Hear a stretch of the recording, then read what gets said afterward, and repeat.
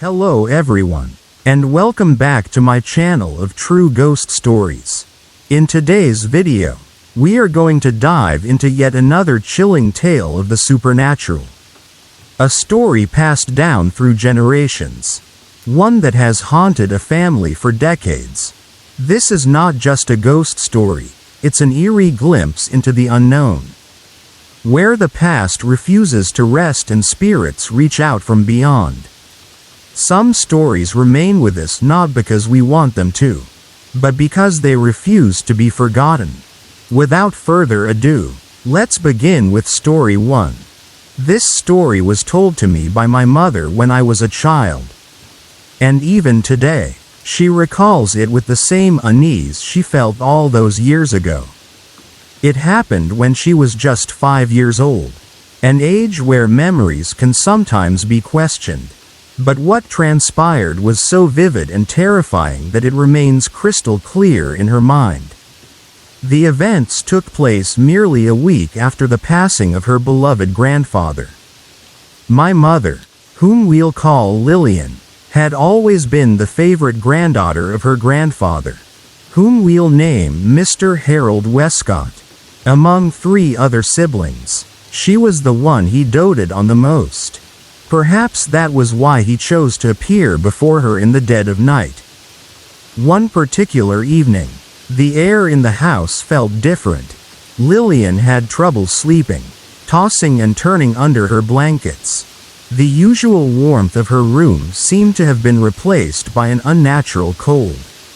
She pulled the covers higher, but a strange sensation, like someone watching her, sent chills down her spine. Then, all of a sudden, she heard a faint whisper. "Lillian, come with me."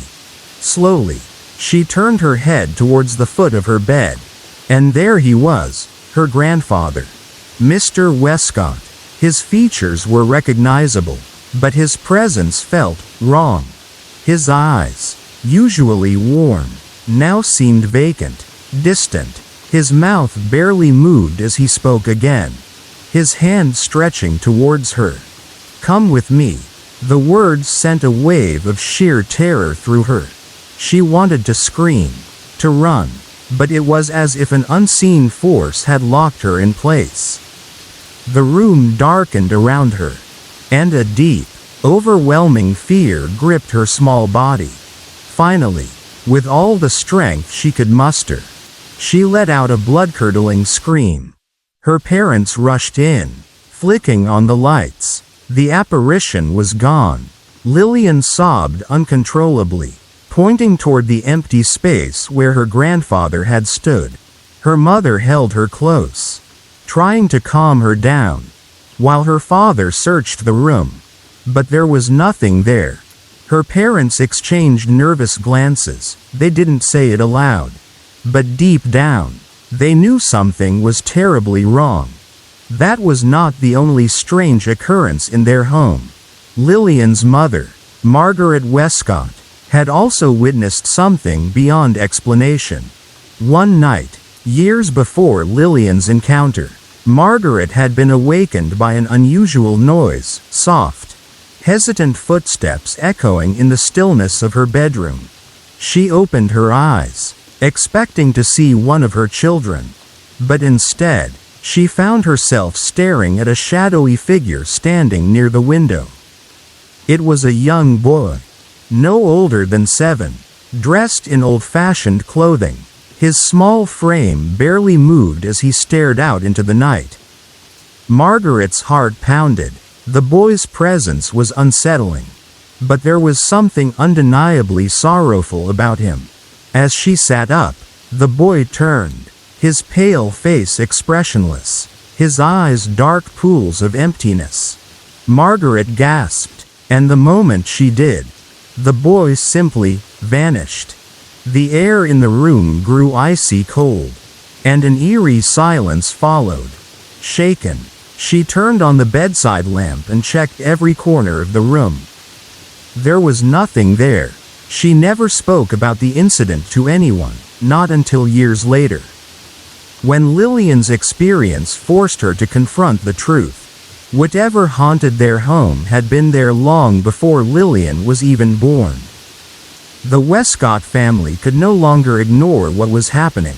Unnatural chills, the feeling of being watched, objects moving inexplicably. Something lingered in their home. Something unseen but undeniably present. After digging into the history of the property, they discovered something chilling. Decades before they had moved in, a young boy had drowned in the river behind the house. His body was never recovered. Could it be his spirit that wandered through their home, seeking help? Or had he simply become trapped, unable to find his way beyond the veil of the living? But what of Mr. Westcott's appearance? Was it truly him? Or was it something else? Something pretending to be him? One thing was clear. Their house was not empty. It never had been. This story is one of many that remind us that the veil between the living and the dead is thinner than we think. Perhaps Mr. Westcott had truly come back for his granddaughter. Or perhaps something more sinister had taken his form. And what of the little boy? Was he a lost soul? Or did he have unfinished business in that house? What do you think? Have you ever encountered something that defied explanation? Let us know in the comments below. Until next time, stay safe, and remember, some spirits never truly leave.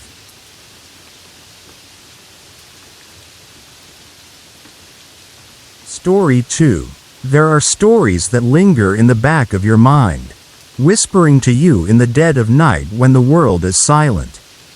This is one of those stories. It involves a woman named Eleanor Whitmore, an 82-year-old widow who has lived alone in her grand yet aging estate in the countryside of Massachusetts for the last 2 decades. Eleanor has always had an affinity for antiques, particularly dolls. Some found her collection unsettling, dozens of porcelain faces staring vacantly from behind glass cabinets, their glassy eyes following visitors around the room. But for Eleanor, they were simply remnants of history, each carrying a story of a life long past.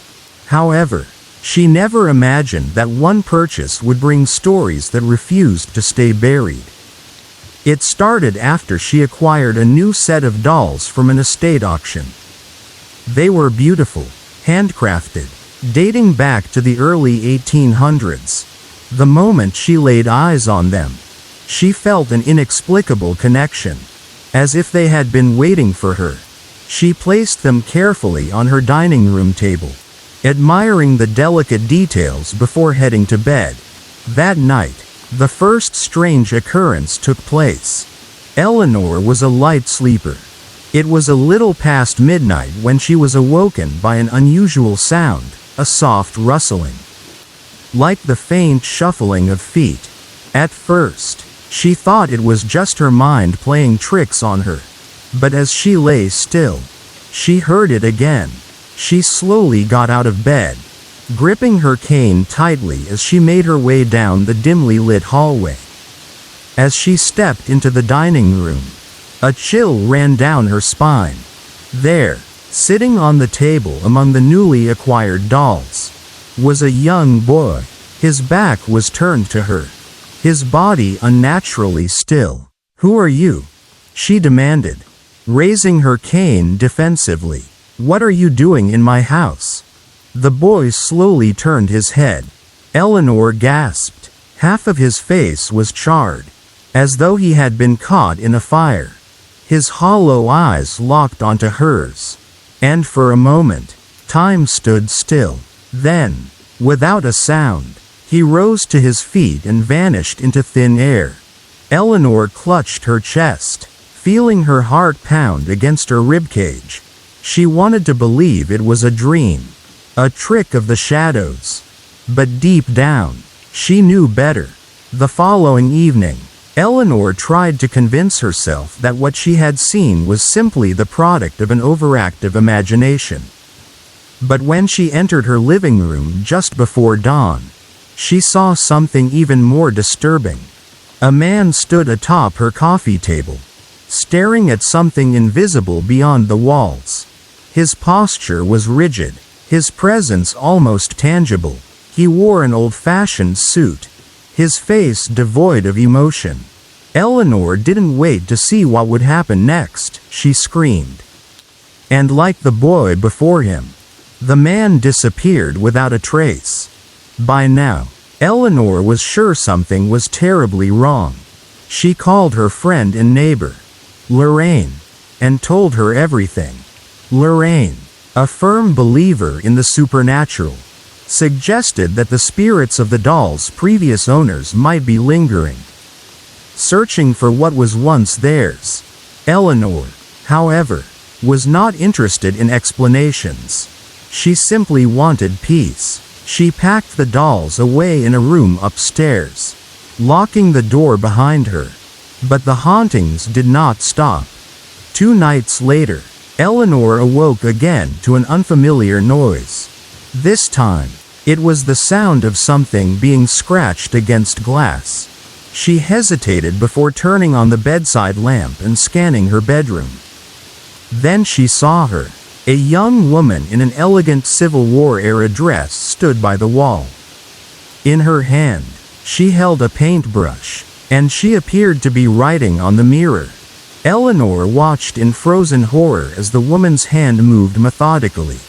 Before she could react, the figure vanished, leaving behind faint streaks on the glass. When Eleanor finally gathered the courage to approach the mirror, she found nothing, but the sense of dread clung to her like a shadow. The final encounter was the most terrifying of all. At dawn, she woke up to a strange sensation. Like someone watching her, she forced her eyes open and saw a teenage girl standing at the foot of her bed. The girl's skin was dark, her old-fashioned dress similar to the woman's from the night before. She was staring at something near Eleanor's feet. "Who are you?" Eleanor whispered, though her throat was dry. The girl didn't answer. Instead, she vanished like the others. By now, Eleanor was at her wits' end. She refused to believe that these were mere dreams. She spoke to Lorraine again, who urged her to consider speaking to the spirits, to ask them what they wanted. But Eleanor was too afraid. She was an old woman who had lived through many hardships. But this was beyond her understanding. Instead, she did what she felt was her only option. She arranged for the dolls to be taken away, donated to a local museum specializing in historical artifacts. The house fell silent after that. The whispers ceased. The figures never returned. But deep in her heart, Eleanor wondered, had she simply removed the dolls? Or had she taken away something these spirits had been longing for? Stories like Eleanor's remind us of the mysteries that lurk in forgotten relics, in objects that have outlived their owners. Was it truly the dolls that harbored the spirits?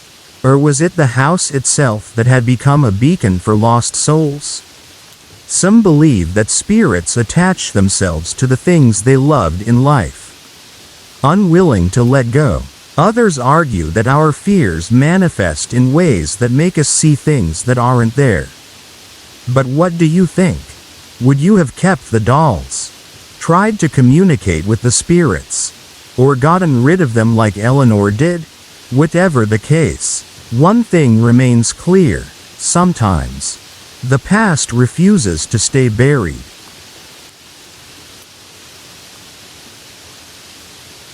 Story 3. I've always believed that there's more to this world than what we can see.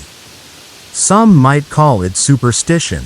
Others might say it's just an overactive imagination. But I know what I've experienced is real. If you're willing to listen, I will tell you the story of the strange and terrifying events that unfolded in my life between late 2006 and early 2007. I lived in a quiet suburban neighborhood in Oak Ridge, California, with my mother, Angela. We had a comfortable home, Nothing out of the ordinary, at least. That's what we thought, until one day, when things started happening. Unexplainable things. It began with something subtle. Something easy to dismiss. My mother had invited two of her close friends, Teresa and Claire, over for a casual evening. They were reminiscing about an old friend, Robert, who had recently passed away. The atmosphere was heavy with grief as they shared stories, trying to find comfort in each other's company. At some point, my mother got up to pour herself a glass of wine. She took a wine glass from the cabinet, leaving the door open momentarily. As she turned away to grab the bottle, the air in the room seemed to shift, an invisible force. Subtle but undeniable. Then, in a sudden burst, every single glass in the cabinet came flying out, shattering against the floor. The strangest part? The thickest, most durable parts of the glasses were crushed into fine shards, while the delicate stems remained perfectly intact. My mother, Teresa, and Claire stood frozen in shock. There was no way this could have happened naturally. By December, I had almost forgotten about the incident. Life continued as normal, or so I thought. One night, I was taking a shower when I felt something touch my back. It was not the gentle cascade of water, it was a deliberate motion. Like a hand running up and down my spine. A chill ran through me. My first instinct was to brush it off. Maybe it was just a trick of my mind. But as I stepped back from the water, I felt it again, firmer this time. Panicking, I turned off the shower. That's when I noticed something else. The bathroom was filled with an unnatural amount of steam. The air was thick, almost suffocating, though the water hadn't been hot enough to produce such a dense fog. As I reached for the towel, the faucet suddenly turned back on by itself. Ice-cold water poured out. I ran out of the bathroom, my heart hammering in my chest. I wanted to tell my mother, but I knew she'd brush it off. I wasn't even sure I believed it myself. The house, it seemed, had come alive. My mother was home alone one evening, tidying up the living room. She heard faint noises, subtle movements, like furniture shifting. She ignored them at first. But then, as she reached for the duster, every television in the house turned on simultaneously. The screens glowed in the dimly lit room, displaying nothing but static. Trying to calm herself, she moved from room to room, turning off each TV. But as soon as she finished, the computers turned on, one after another. They whirred to life, as if summoned by an unseen force. And then, the final blow. The bathtub faucet in the upstairs bathroom burst on at full force.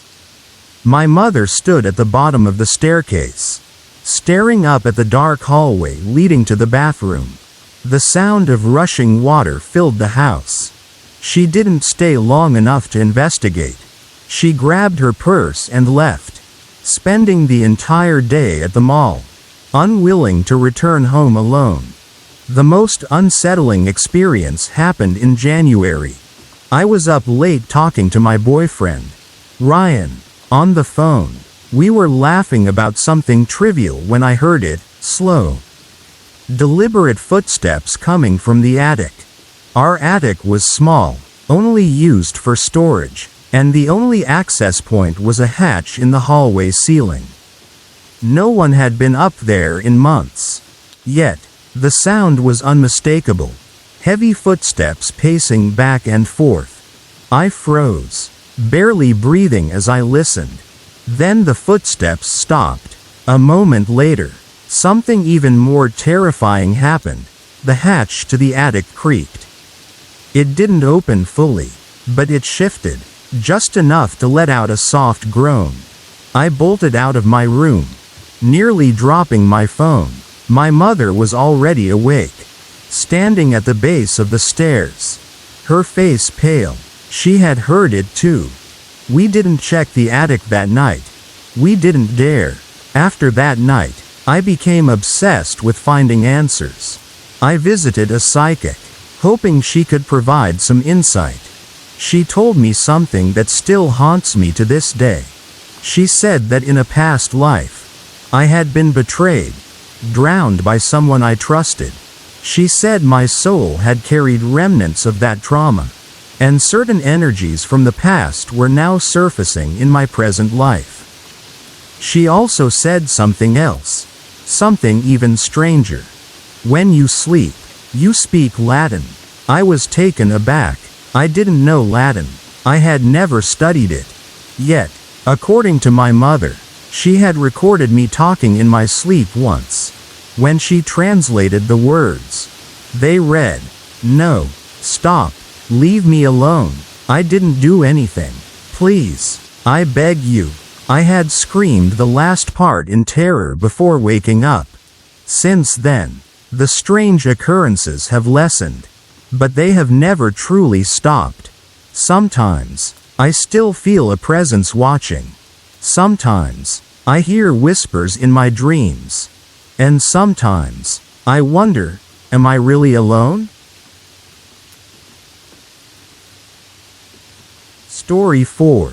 Some stories creep into the depths of our minds, leaving behind an unsettling feeling that lingers long after the tale has been told. This is one such story. It is not merely a tale of ghosts or things that go bump in the night, but rather an account of an entity that seemed to transcend logic. One that latched onto its victim and refused to let go.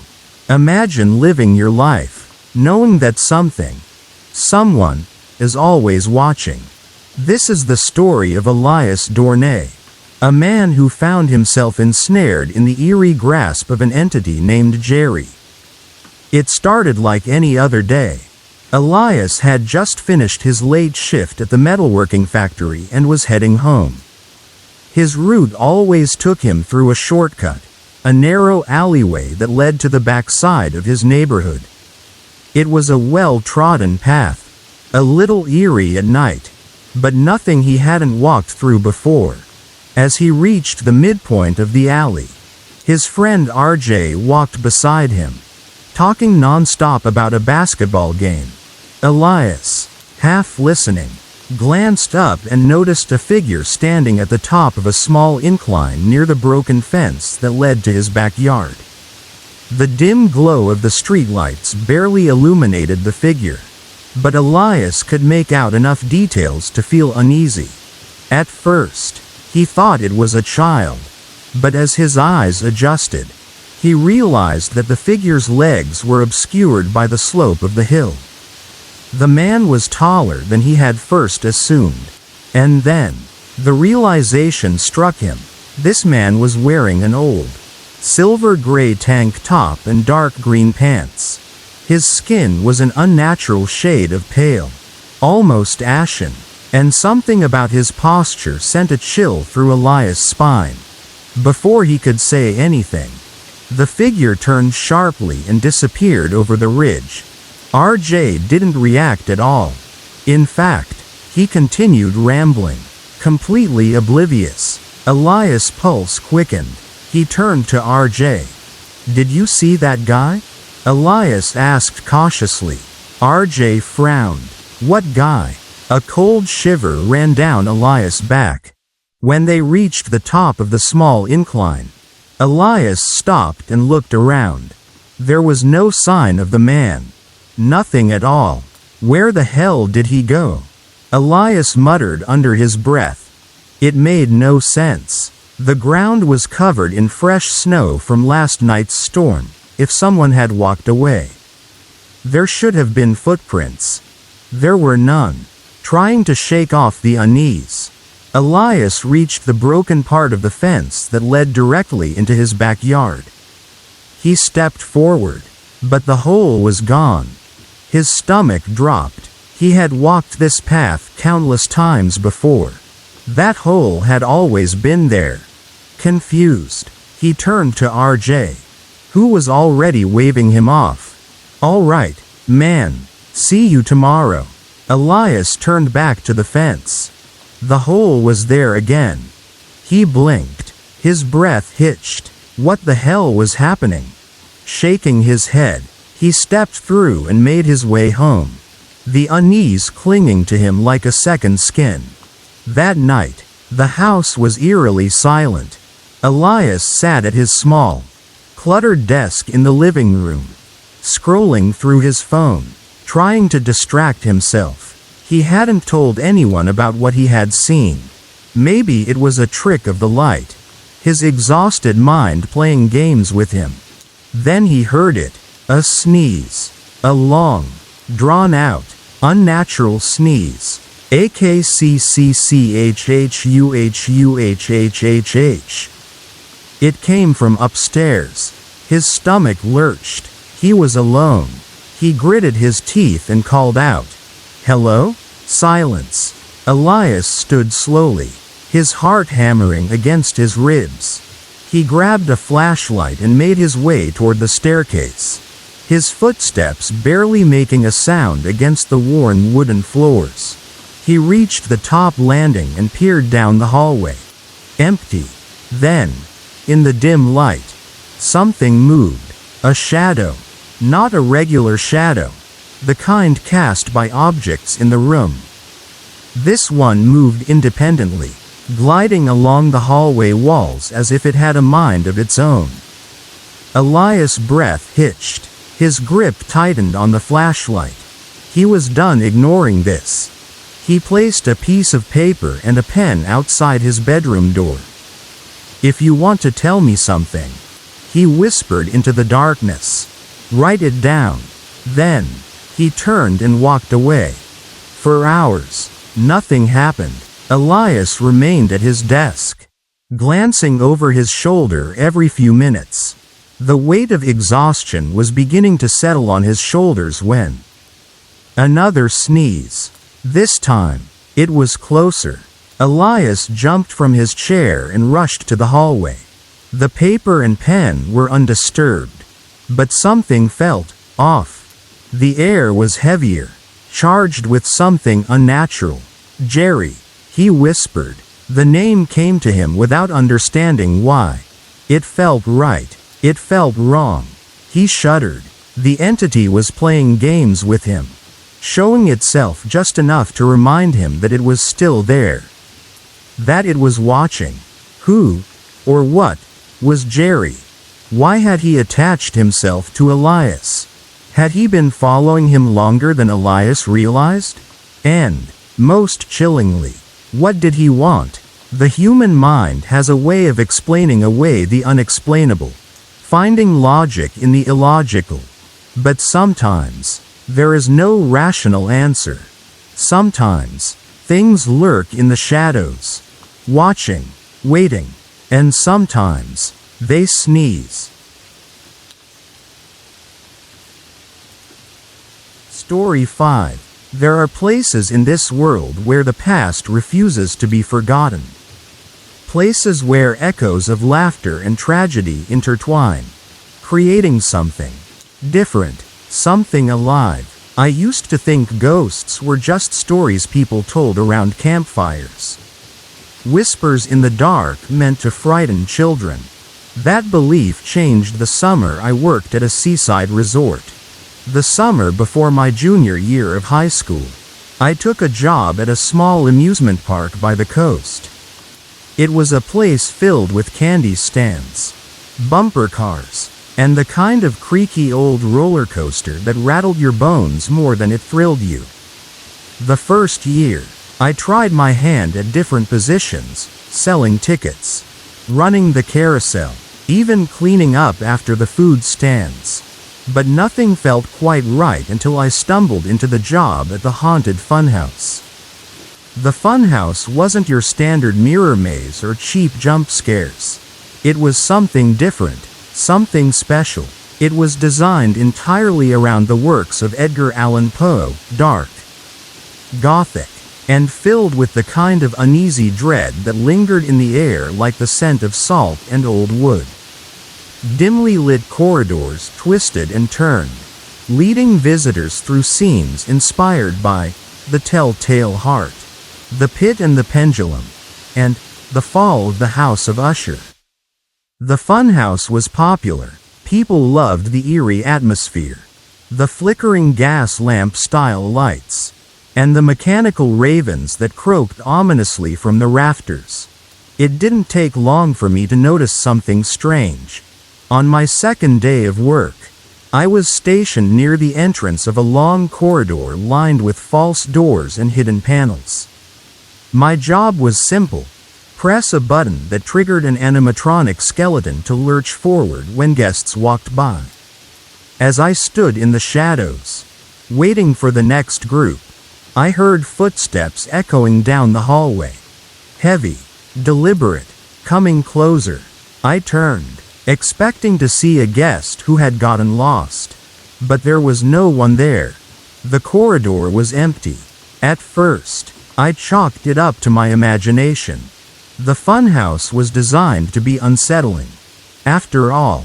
But as the days passed, I started hearing more, the distinct sound of keys rattling somewhere in the darkness. Faint whispers that seemed to slither along the walls. I wasn't the only one who noticed.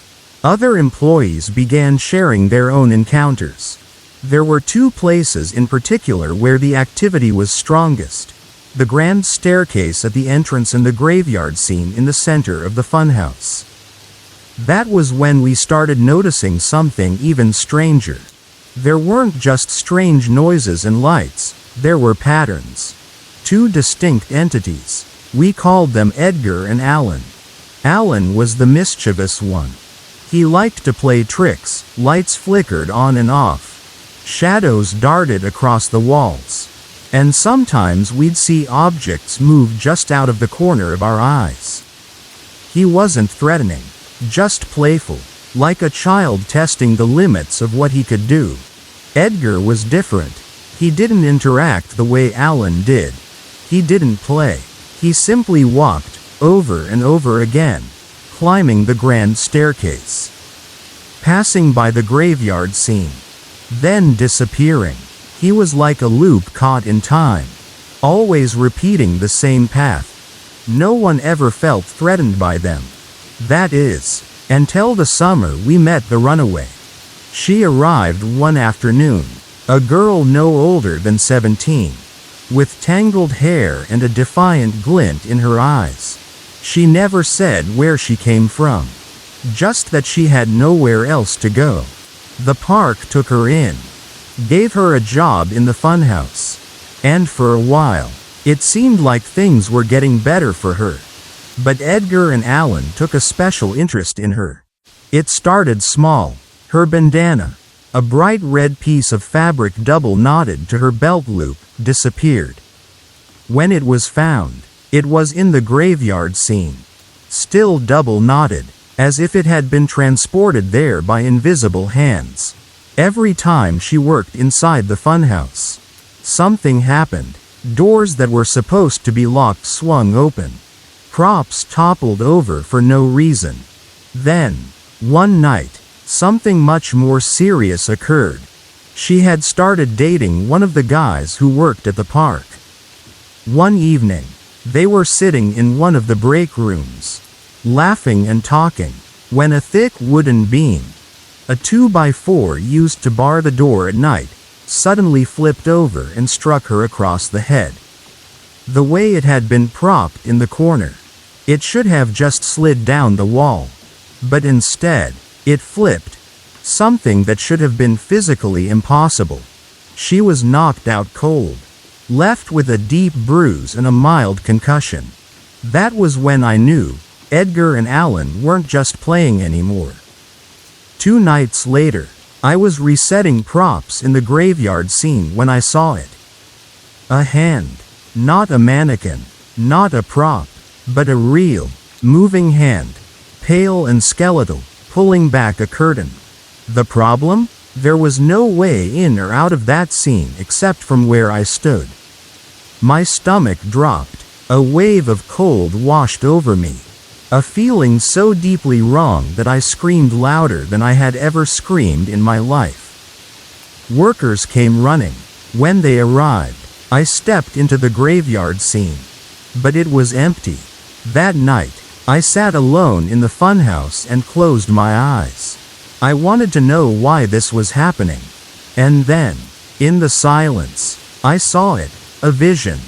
The runaway, biting someone's hand, fighting, struggling, and then another, her hitchhiking. A long stretch of road under a dark September sky. I told her not to hitchhike in September. I begged her. She didn't listen. A few nights later, she went to a party with a guy loosely associated with the funhouse. When they arrived at the house, she realized too late, she had been set up. A group of men dragged her inside. They assaulted her at gunpoint. When she fought back, she bit one of them. And that was when they pressed the gun to her head. She survived. Barely. They let her go because they thought, as a runaway, she wouldn't dare report them. Weeks later, in September, she was hitchhiking back from a Grateful Dead concert when the police picked her up. And just like that, she was gone. No one knew about my vision except one person, a girl named Dottie. She swore she never told anyone. But she was shaken by how I had predicted everything before it happened. Later, someone did some research on the funhouse. They found out that, years before, when the original structure was being built, 2 workers had died on site. Their names were lost to time. But we knew better. They were Edgar and Alan. And that summer, for the first time in decades, the ghosts of the funhouse had chosen to intervene.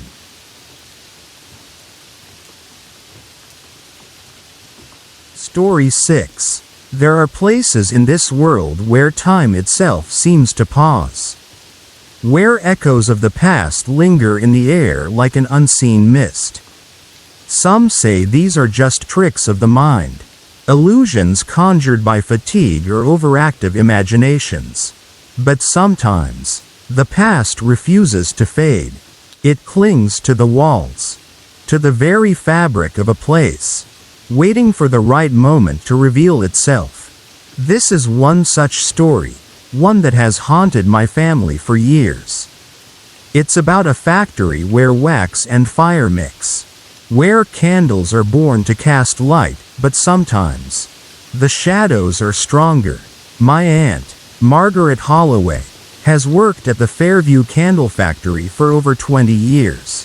Nestled in the heart of a small industrial town, the factory is a relic of another era, one where craftsmanship was prized. And every candle carried the weight of tradition. She has always been practical, grounded, and never one to entertain ghost stories or superstitions. But over the years, something changed. It started subtly. One evening, she was alone in one of the machine rooms, making sure the wax molds were set correctly when she heard it, the unmistakable whisper of a man. The voice was close, just behind her shoulder. She turned sharply, expecting to find one of her coworkers sneaking up on her. But the room was empty. The air was thick, charged with something unseen. And for the first time in her career, she felt truly uneasy. The whispers faded, but the sensation of being watched never quite left.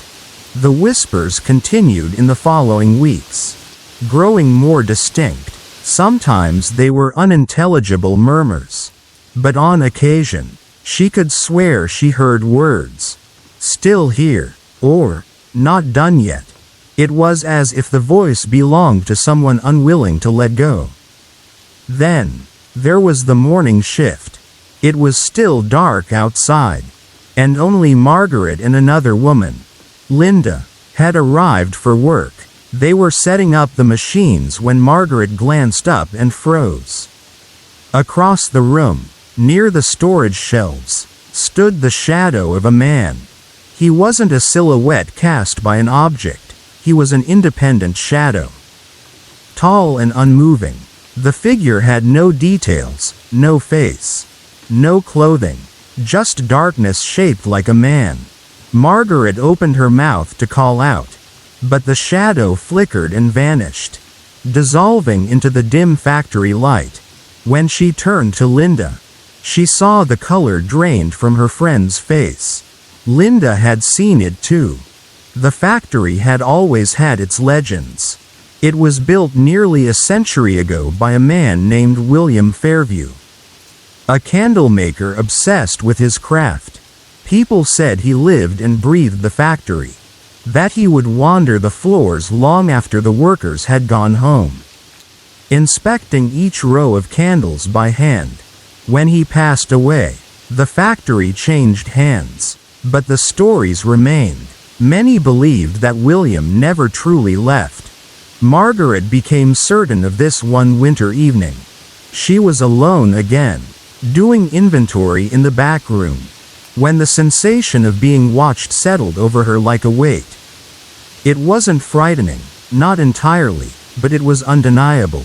She turned slowly, her breath clouding in the air. It was warm inside, the heating on full blast. Yet a cold current brushed past her, like someone walking by. She whispered, "William?" And in response, the faintest flicker of a candle flame danced unnaturally, as if answering. On another occasion, she stayed late to finish some paperwork in the small office near the back of the factory. The room had an old wooden desk, and behind it hung a faded black and white photo of William Fairview, taken in the early days of the factory. That night, as she was about to leave, the photo frame fell from the wall. Not crashed, not toppled, just slid off as if lifted and placed down. She picked it up, and at that moment, the door to the office creaked open. There was no draft, no wind. Margaret held her breath. The air was thick again, charged with something unseen. The occurrences became part of her routine. The whispers, the presence, the occasional shifting shadows, they no longer frightened her.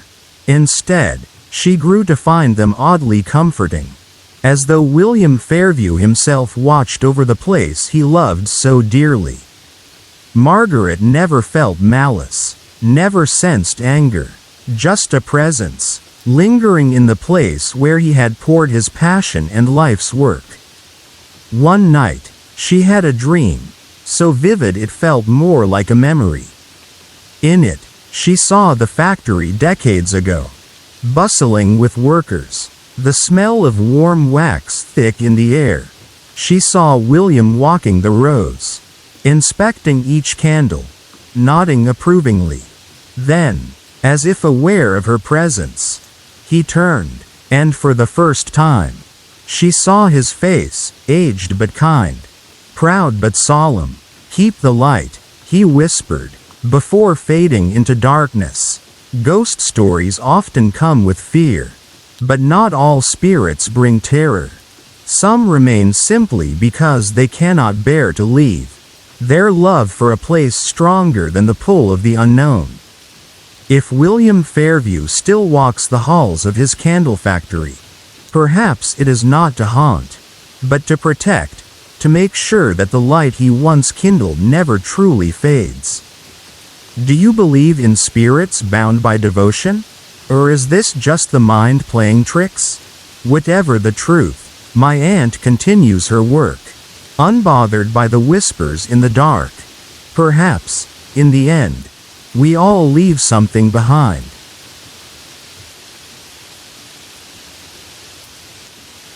Story 7. Some people are born with a gift, or a curse, depending on how you look at it. Since childhood, I have been able to see things others cannot. Spirits, shadows, remnants of the past that linger beyond the veil of the living. Some of them are friendly, even playful, but not all ghosts are benevolent. Some exist only to terrify, to feed off fear, to remind us that not everything in this world can be explained. This is my story. I have always known that I could see the dead. It wasn't something that shocked me, it was just part of my life. Like breathing or blinking, my mother was the same way.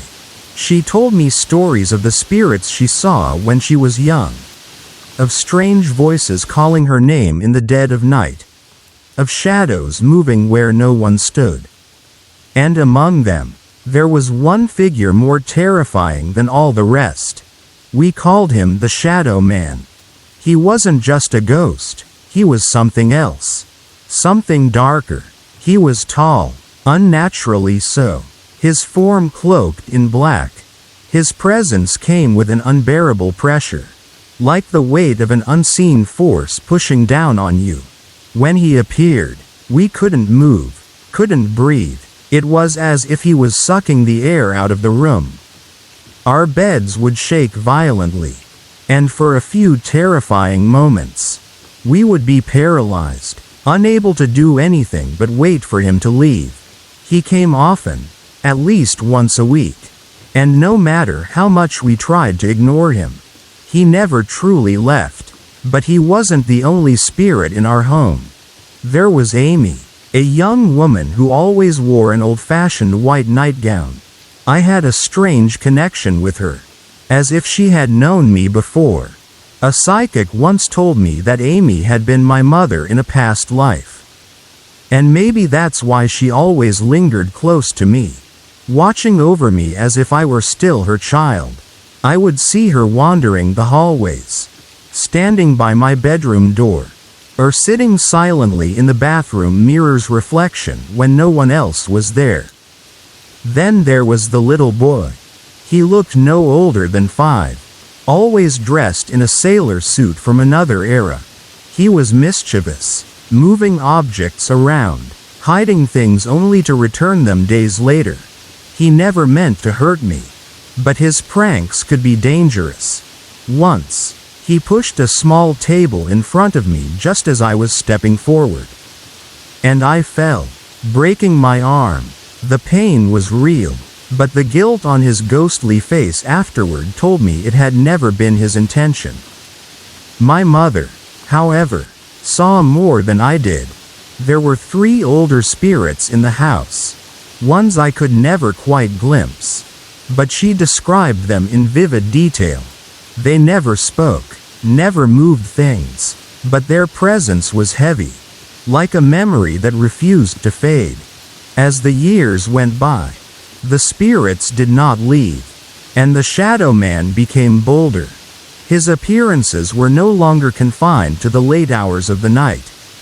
I started seeing glimpses of him in reflections, standing in doorways just out of reach. His influence became more tangible. One night, I woke up to find my mother standing at the foot of my bed. Her face frozen in terror. She couldn't speak, couldn't move. It was only after she gasped for air and fell to the ground that I saw him. Looming over her, it was the first time I had seen him so clearly. His face was obscured by shadows. But his eyes, those hollow voids, seemed to pull everything into them. I rushed to my mother's side, but by the time I reached her, he was gone. She whispered to me, voice trembling, "He's stronger now." I knew she was right. Amy, who had once been my silent guardian, now seemed afraid. She no longer appeared in my room, choosing instead to linger only in the bathroom, standing by the mirror with a sorrowful expression. The little boy's pranks stopped, and I no longer heard his giggles. The house felt heavier, darker. It was as if the Shadow Man had claimed it as his own. One night, the worst happened. My mother and I were both asleep when we woke up to the entire room shaking.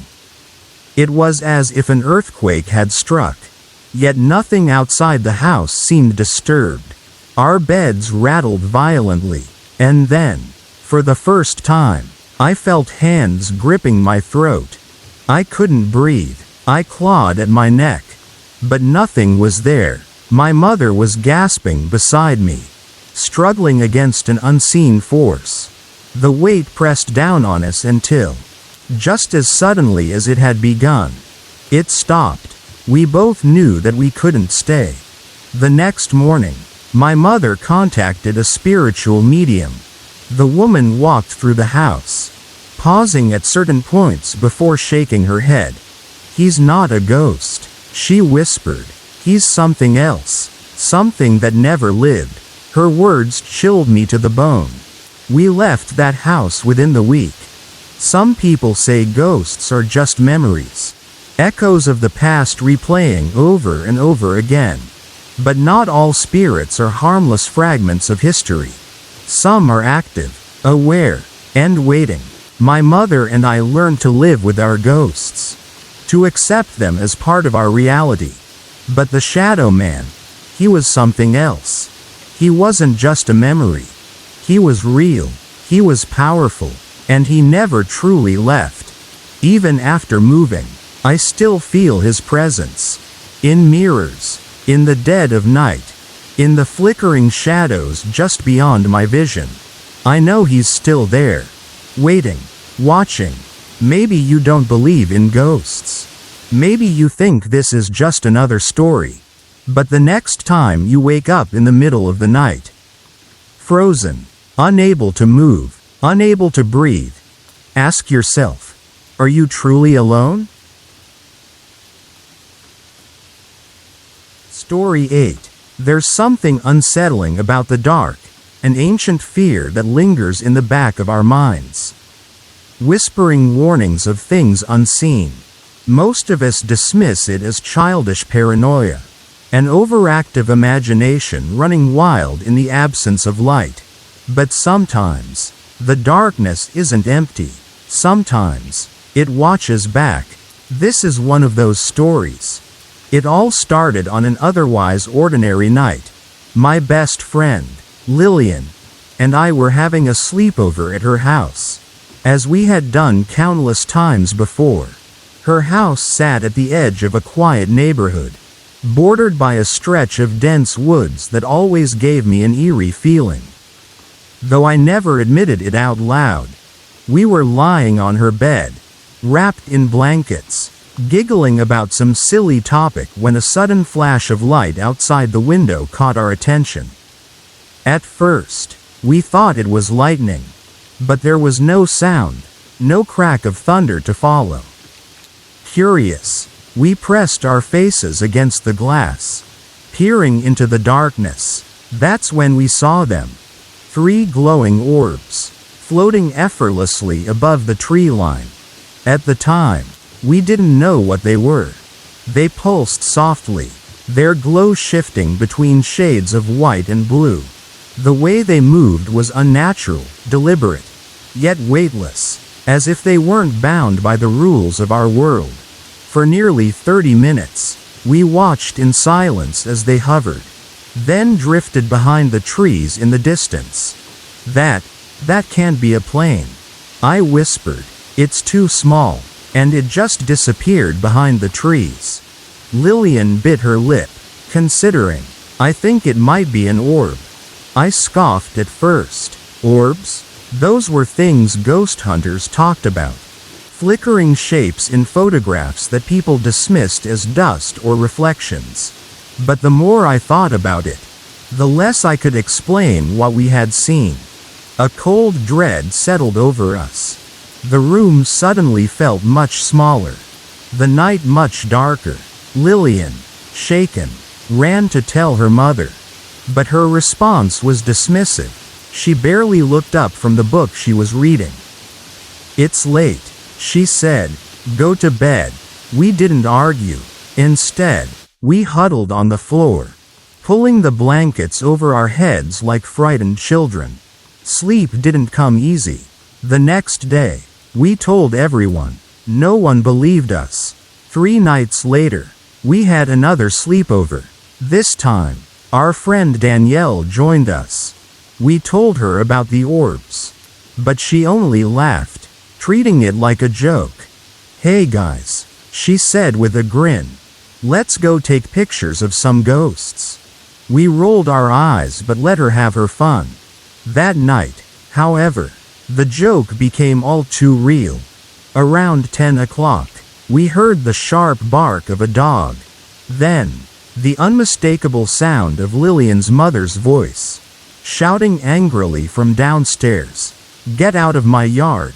We froze. There was no reply, no shuffling of footsteps, no frantic scrambling like you would expect from a startled trespasser.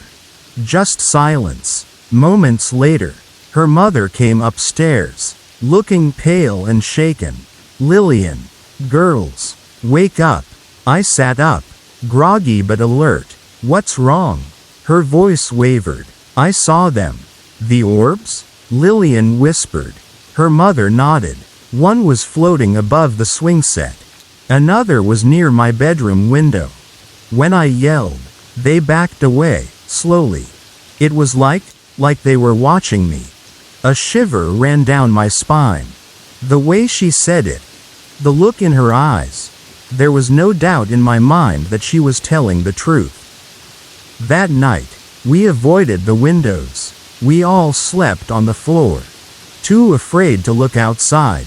The air felt thick with something unseen, an oppressive energy that made our skin crawl. At one point, I swore I heard faint whispers outside the window. But when I strained to listen, all I could hear was the rhythmic chirping of crickets.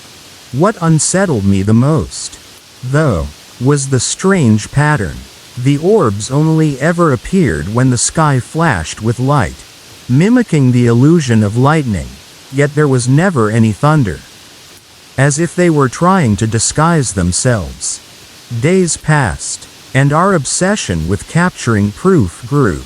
Whenever we took pictures in dark rooms or near reflective surfaces, we would scan them for anomalies. Most of the time, we found nothing. But one night, one of Lillian's friends took a picture of her bathroom. And there, clear as day, was the shadowy figure of a small girl standing in the center. Her face was blurred, featureless, her head tilted slightly, as if she were staring right at us. We never spoke of it again. Weeks later, Lillian's mother admitted that she had felt uneasy in the house for months. She recalled waking up to strange noises, finding objects slightly out of place. Sometimes, she'd catch glimpses of something moving in the mirrors, just a flicker of motion at the edge of her vision. Now that Lillian's mother had seen the orbs too, people started taking our story more seriously. Some still joked, but I could see the unease behind their laughter. The same unspoken fear that clung to me like a second skin. One night, I dreamed of the orbs. In my dream, I stood outside Lillian's house, staring up at the sky. The orbs were there, larger than before, glowing intensely. But this time, they weren't just floating, they were descending. I woke up with a gasp, heart hammering against my ribs. Something told me that whatever these things were, they weren't finished with us yet. I don't know what we saw that night. I don't know if those orbs were something paranormal, something extraterrestrial, or something else entirely. But I do know one thing. Sometimes, the darkness isn't empty. Sometimes, it watches back. Stories like these make us question the reality we live in. Was this an encounter with spirits? Aliens? A natural phenomenon science has yet to explain? Whatever the truth may be, one thing is clear. These girls saw something. Something beyond our understanding. And that, perhaps, is the scariest part of all. Story 9. Some people fear the unknown. While others chase it, they seek out the whispers in the dark, the fleeting shadows that dance just beyond our perception. Ghost hunting is not just about finding spirits. It is about uncovering truths hidden in the folds of time. For those who dedicate their lives to this pursuit, the line between reality and the supernatural becomes dangerously thin. This is my first time experiencing a true paranormal investigation. Some call us ghost hunters, ghost busters, or ghost tracers, but to be more formal, we are known as paranormal investigators. The group I joined is known as the Paranormal Research Alliance, PRA, of Northern California. At the helm is the enigmatic and talented Rachel Sterling, a woman of many skills: event planning, vocal coaching, recording, and even floral design. Yet, beyond her numerous talents, Rachel is also a relentless seeker of the truth when it comes to hauntings. She maintains a skeptical mindset, approaching each case with scientific rigor, and only when all logical explanations are exhausted does she consider the possibility of true paranormal activity. On January 20th, 2007, I found myself arriving at the infamous Goldridge Hotel, an old relic of the past located on the outskirts of a small town in California. It was a place whispered about in hushed tones, a structure that had stood since the late 1800s, with more than 30 documented paranormal occurrences. Guests had reported eerie voices, sudden cold spots, and ghostly apparitions wandering the halls. Our team for the night included seasoned investigators who had no qualms about having their names disclosed: Rachel Sterling, Brian Carter, Julie Evans, Mark Dempsey, Anna Temple, a spiritual and psychic reader, John Walker, Jonathan Reese, Alicia Torres, and Michelle Pakel. In total, there were 28 of us, though some preferred to remain anonymous. Upon arrival, the hotel was still lively, with a band playing classic rock and patrons swaying to the rhythm of the music. One intoxicated guest, clearly amused by our presence, called out, "Happy ghost hunting." It was an interesting way to start the night. As the band packed up and the guests filtered out, our team sprang into action. Video cameras were set up in key locations throughout the hotel, and laptops were turned on to monitor for electronic voice phenomena, EVP. In one of the early recordings, we distinctly captured a female voice whispering the word, "chill."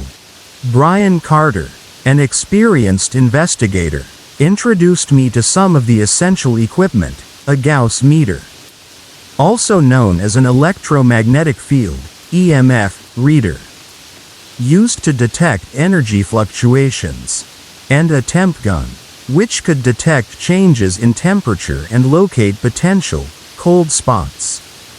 As the lights dimmed and the once vibrant hotel fell into an eerie silence, we ventured into different rooms, hoping to make contact with the otherworldly entities rumored to haunt the building.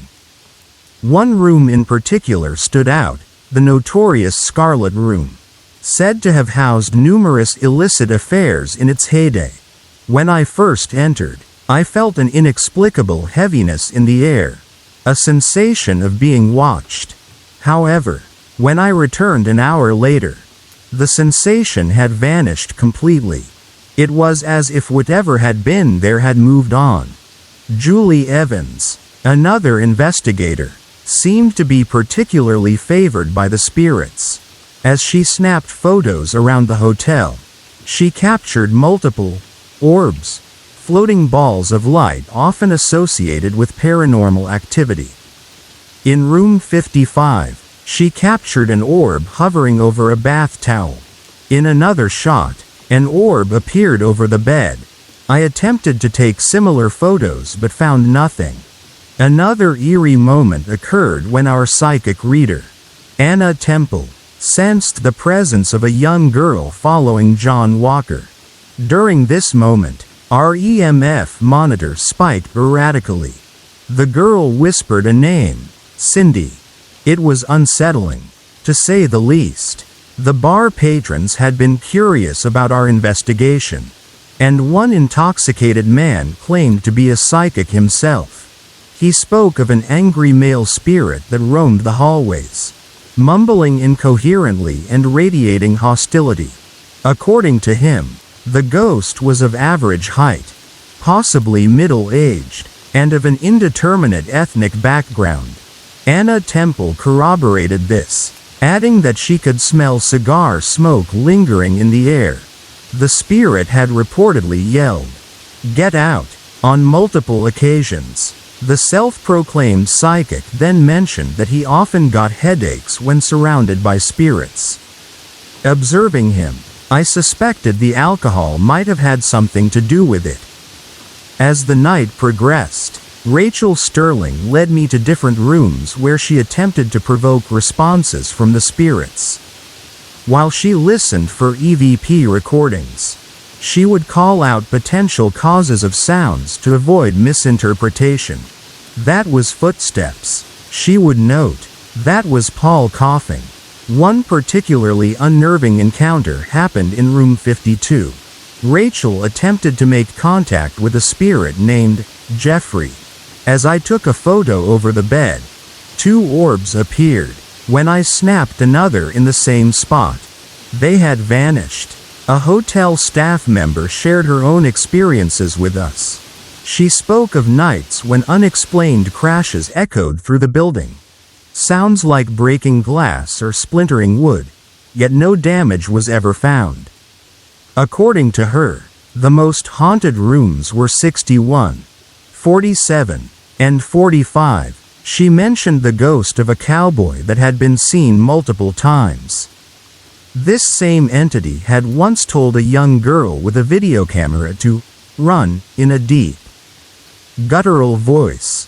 Determined to test this claim, Rachel and 4 other investigators sat in that room for hours, attempting to communicate with the cowboy spirit.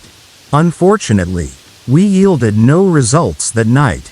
One of the most intense encounters happened in the infamous Scarlet Room. Decorated in deep red hues, with vintage mirrors covering the walls, it was rumored to be a hotspot for activity. Jonathan Reese, one of our investigators, felt an intense pressure on his lap while sitting in a chair. He described it as if someone invisible had climbed onto him. Anna Temple, Michelle Pakel, and several others reported feeling cold touches on their skin, hair being tugged, and whispers in their ears. Curious, I entered the room alone. I sat in the same chair Jonathan had occupied. The air was thick, charged with something unseen, but for me, the experience was different. I felt nothing but an overwhelming silence. Ghost hunting is not always like what you see in the movies. Sometimes, you spend hours sitting in darkness, waiting for a sign. Sometimes, you leave with nothing but stories. And sometimes, you walk away with more questions than answers.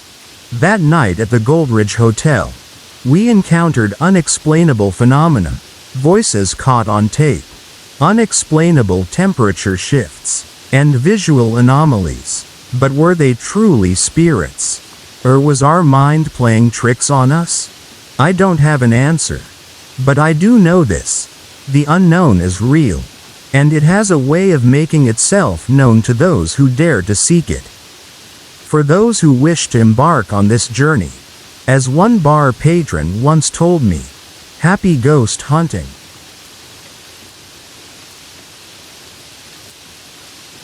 Story 10. There are things in this world that defy explanation. Some memories stay with us, even when we are too young to understand them. They linger, vivid and unshaken by time. Tonight, I will share with you a true account, one that has haunted me since childhood. This is not a ghost story born from imagination. It is an experience burned into my mind. One that my family, too, has lived through. My name is Abigail Monroe. I am 14 years old. But this story takes place when I was just 3 or 4. It happened at my grandmother's house. A place that had always felt warm and familiar, until the day I saw something that would change the way I saw the world forever. I was sitting in the living room, playing with my favorite toy, a small action figure that lit up when you pressed a button. The television was off, and the only sound in the room was the soft hum of the old ceiling fan spinning overhead. The house was quiet, peaceful, but then, everything changed. I looked up, and there he was. A figure, completely black, standing in the middle of the room. It wasn't transparent or blurred, not like the ghosts people describe in stories. This one was solid, as real as anything else in the room. He stood tall, his silhouette unmistakable. A cowboy hat sat atop his head, and his boots made no sound as he moved. I couldn't move, I couldn't scream. My small body froze in place as the shadowed figure stared at me. And then, as if the laws of nature didn't apply to him, he turned and walked straight through the wall. That's when my voice returned. I screamed, a sound so loud it must have shaken the walls. Within moments, my mother and grandmother rushed into the room, their faces pale with worry. "What's wrong?" my mother asked, kneeling in front of me. My tiny hands trembled as I pointed toward the wall. "A man walked through the wall," I said. Silence. My grandmother's face turned grim. My mother glanced at her, then back at me, brushing my hair back from my forehead as if checking for a fever. They tried to comfort me, told me it was just my imagination. But I could see it in their eyes, they were scared. 2 years passed. I grew older, but that memory never faded. It lingered in the back of my mind like an unfinished puzzle. Who was the man? Why was he there? What did he want? As I got older, small strange occurrences in my grandmother's house continued. Lights flickered without reason. Objects seemed to move on their own. At night, whispers echoed through the hallways, barely audible yet enough to send chills down my spine. One evening, when I was 13, I finally decided to ask my grandfather about the house. We sat outside on the porch, fireflies blinking around us. The sun had just dipped below the horizon, leaving a golden glow on the horizon. I hesitated before speaking, afraid he might dismiss my questions the way my mother had when I was younger. "Grandpa," I said carefully, "this house? Has anything strange ever happened here?" My grandfather's face darkened. He was quiet for a moment, taking a slow sip of his iced tea. Then, with a deep sigh, he set his glass down and looked at me. "There's something you should know about this land," he said. "Before our family built this house, this place was a battlefield. During the war, soldiers fought right here, on this very ground." A chill ran down my spine. I had heard stories of haunted battlefields, but never had I imagined I lived on one.